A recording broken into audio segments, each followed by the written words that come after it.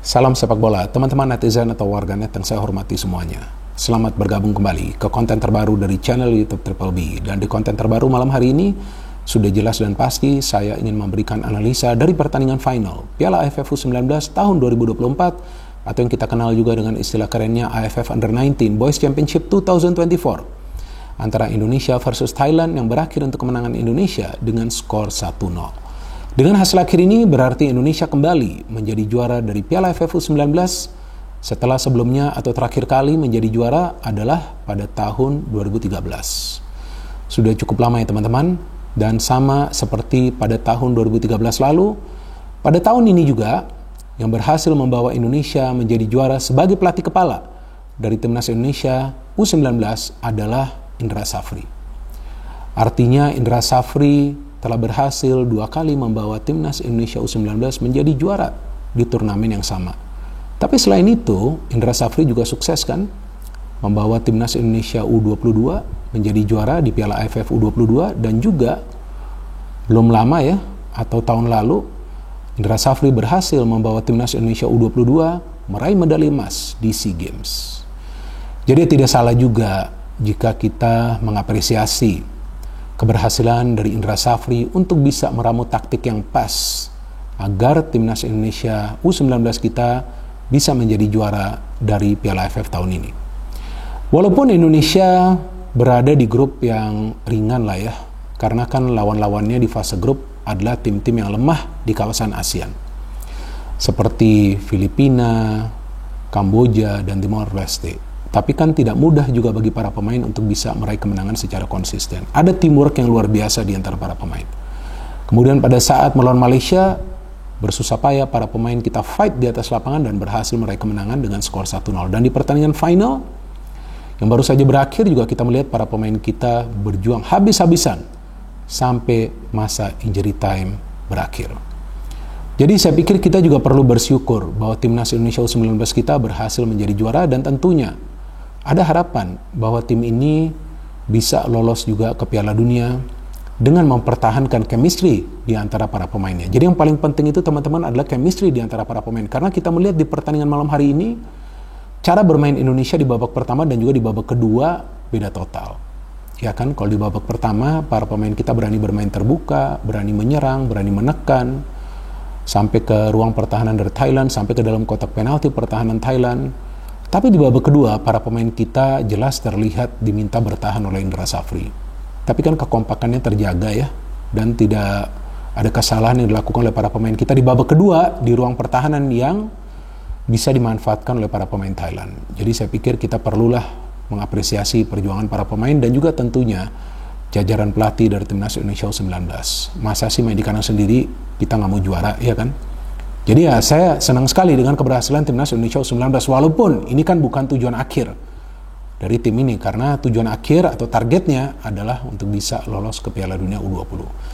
Dan saya pikir bisa saja tim ini lolos ya, jika nanti ada main keturunan lainnya yang bisa bergabung, kan rencananya akan ada proses naturalisasi untuk pemain keturunan lainnya agar bisa menjadi bagian dari skuad.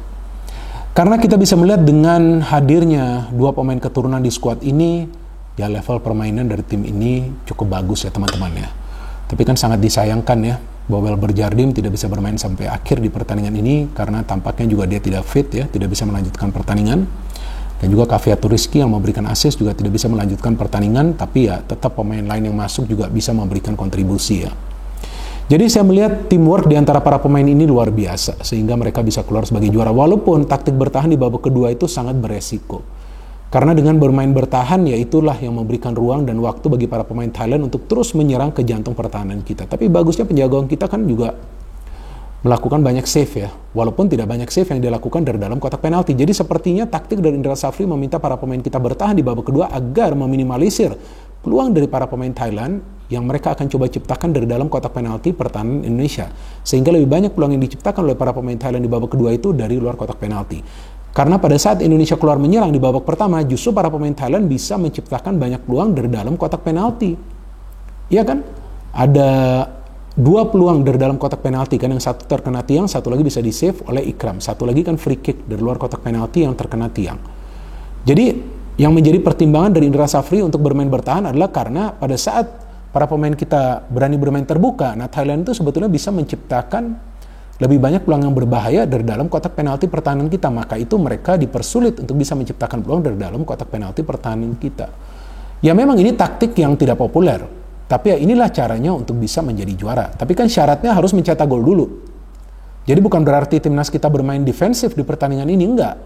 Tapi ada kebutuhan untuk bermain defensif karena untuk mempertahankan keunggulan agar yang penting bisa menjadi juara. Ya, dan kenapa ingin menjadi juara? Agar juga para pemain bisa membentuk mentalitas yang kuat. Ya, karena dengan menjadi juara tentu level of confidence mereka akan naik. Walaupun tidak semua pemain kita bermain bagus di pertandingan ini. Ya kan, ada banyak pemain yang melakukan kesalahan seperti Tony Firmansyah pada saat build up, seperti Vigo Dennis, bahkan Arkan Kaka beberapa kali kehilangan bola. Tapi ya pada akhirnya mereka bisa fight untuk mempertahankan keunggulan. Dan satu hal yang saya suka dari pertandingan ini adalah mindset dari para pemain yang punya determinasi yang kuat agar bisa menang dan menjadi juara. Nah, inilah mindset yang perlu dipertahankan seperti yang pernah saya jelaskan sebelumnya. Jadi mindset dari para pemain dari Timnas Indonesia U19 di setiap pertandingan itu adalah untuk bermain serius dan mencoba meraih kemenangan. Supaya apa? Supaya mindset ini membentuk mentalitas juara mereka. Maka itu lawan Malaysia ketika mereka punya kesulitan, mereka masih bisa keluar dari kesulitan tersebut, mereka bisa mencetak gol. Dan di pertandingan malam hari tadi walaupun golnya dari set piece, tapi itu kan adalah salah satu cara bagi timnas kita untuk mencetak gol. Seperti yang saya jelaskan di konten preview untuk pertandingan ini. Bahwa gak ada masalah juga kalau memang mencetak gol dari set piece, karena itu adalah salah satu cara untuk mencetak gol dan kan tidak melanggar aturan. Dan golnya bagus juga kan. Kita lihat tuh Jens Reven kan predator di dalam kotak penalti dia. Itu bukan peluang yang gampang loh, tapi lihat cara dia mengambil posisi, cara dia lepas kawalan dari para pemain Thailand. Dan Kadek Arel luar biasa, plus asisnya mahal itu dari Kaveh Rizky ya. Ketika dia memberikan umpan ke tiang dekat dan Kadek Arel memang lebih banyak biasa melakukan heading di tiang dekat dan ternyata bola menuju kepada Jens Reven yang bisa mencetak gol. Nah, sebelum gol ini tercipta kan Thailand hampir mencetak gol. Jadi ya tampak para pemain kita juga ingin mencetak gol lebih dulu sesuai yang saya jelaskan juga di konten preview untuk pertandingan ini. Bahwa Indonesia perlu mencetak gol lebih dulu. Karena kalau Indonesia ketinggalan lebih dulu, maka Thailand pasti bermain super defensif juga sama seperti yang tadi dilakukan Indonesia di babak kedua. Jadi menurut saya gak ada masalah juga bermain defensif walaupun ya beresiko. Tapi ini resiko yang memang sepertinya sudah penuh perhitungan dari Indra Safri meminta para pemain ya udah bertahan saja. Yang penting mempersulit pergerakan dari para pemain Thailand sehingga para pemain Thailand juga tidak bisa mengandalkan skill individu mereka. Padahal dari segi skill individu para pemain Thailand juga bagus-bagus kan. Dan memang kita juga berhasil beberapa kali membangun counter attack di babak kedua, tapi sayangnya para pemain kita terlambat dalam mengambil keputusan sehingga bola bisa dengan mudah lepas dari penguasaan para pemain kita. Dan saya melihat ketika para pemain kita itu bertahan, mereka bertahan bukan melakukan man marking, tapi mereka bertahan untuk menutup ruang. Nah, inilah yang memancing para pemain Thailand untuk melepaskan shooting daripada passing karena mereka udah gak bisa kasih passing lagi. Para pemain kita bertahannya sudah rapat dan padat.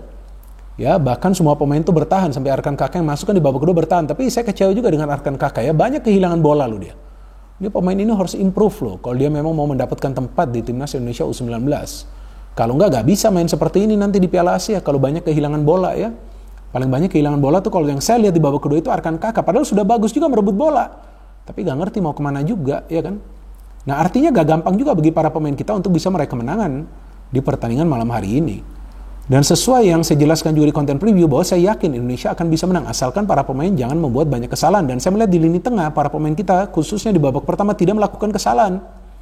Maka itu tidak banyak bola yang lepas di lini tengah karena kekuatan Thailand itu di lini tengah. Dan Thailand sesuai perkiraan saya juga bermain mengontrol irama permainan. Mereka nggak mau bermain terbuka dulu di babak pertama. Mereka beberapa kali mencuri kesempatan melalui counter attack dan juga dengan memberikan direct passing.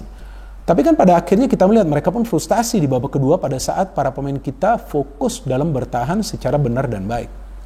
Dan saya melihat dengan cara para pemain kita itu melakukan pergerakan tanpa bola, itu juga yang mengganggu konsentrasi dari para pemain Thailand pada saat para pemain kita itu membangun quick counter attack. Jadi quick counter attack itu perlu juga diimbangi dengan pergerakan tanpa bola dari para pemain kita. Ya cuman kan kesuksesan ini harus lanjut nih teman-teman. Harus lanjut kemana? Harus lanjut untuk bisa lolos ke Piala Dunia. Karena setelah ini akan ada babak kualifikasi untuk ke Piala Asia U20. Dan kalau kita bisa lolos ya, karena sebetulnya lawan kita di babak kualifikasi ini bukanlah lawan yang berat ya, dan kita akan kembali menjadi tuan rumah. Nah, nanti di Piala Asia kita harus bisa perform. Kalau kita bisa perform, kita bisa lolos, ya paling nggak sampai semifinal, kan artinya kita akan bisa lolos ke Piala Dunia U20. Dan seperti yang tadi saya katakan, saya harapkan akan ada tambahan pemain nih, tambahan pemain keturunan, karena kita lihat dengan jelas kualitas dari Jan Schraven luar biasa. Beberapa kali dia bisa bermanuver, melakukan pergerakan dengan bola dengan begitu baik, ya. Dia pemain yang sulit untuk bisa dikawal, tapi kan supportnya gak banyak ya bagi dia dari lini tengah ya. Mungkin Walber Jardim di pertandingan ini tidak fit 100% ya. Sehingga dia juga sulit sekali untuk menjadi backup bagi Jan Schraven. Karena kan formasinya sesuai perkiraan saya juga nih. Ya kan 3-4-3. Saya udah feeling pasti 3-4-3 nih. Karena untuk bisa blokir penyerangan dari Thailand yang akan coba mereka bangun dari sektor sayap atau juga dari tengah. Karena dengan 3-4-3 kita punya banyak pemain di sektor sayap kan. Dengan adanya penyerang sayap dan juga wingback. Dan di tengah kita akan punya 2 gelandang plus Jan Schraven yang akan lebih sering turun ke second line. Jadi sebetulnya secara taktik ini berhasil bagi Indra Safri. Karena babak pertama bermain menyerang, berhasil mencetak gol lebih dulu meskipun melalui set piece, tapi di babak kedua bertahan total membuat para pemain Thailand frustasi. Ya beginilah caranya untuk bisa menjadi juara teman-teman. Kadang-kadang memang tidak populer, tapi ya permainan pragmatis juga adalah salah satu cara untuk bisa menjadi juara. Jadi kita tunggu saja teman-teman nanti perjuangan dari para pemain kita di babak kualifikasi untuk ke Piala Asia U20 yang akan dimainkan mulai pada akhir bulan September dan kemudian tentunya bermain di Piala Asia U20, dan setelah itu saya harapkan dan feeling saya tim ini bisa saja lolos ke Piala Dunia U20. No hate, no politics, only football. Salam sepak bola.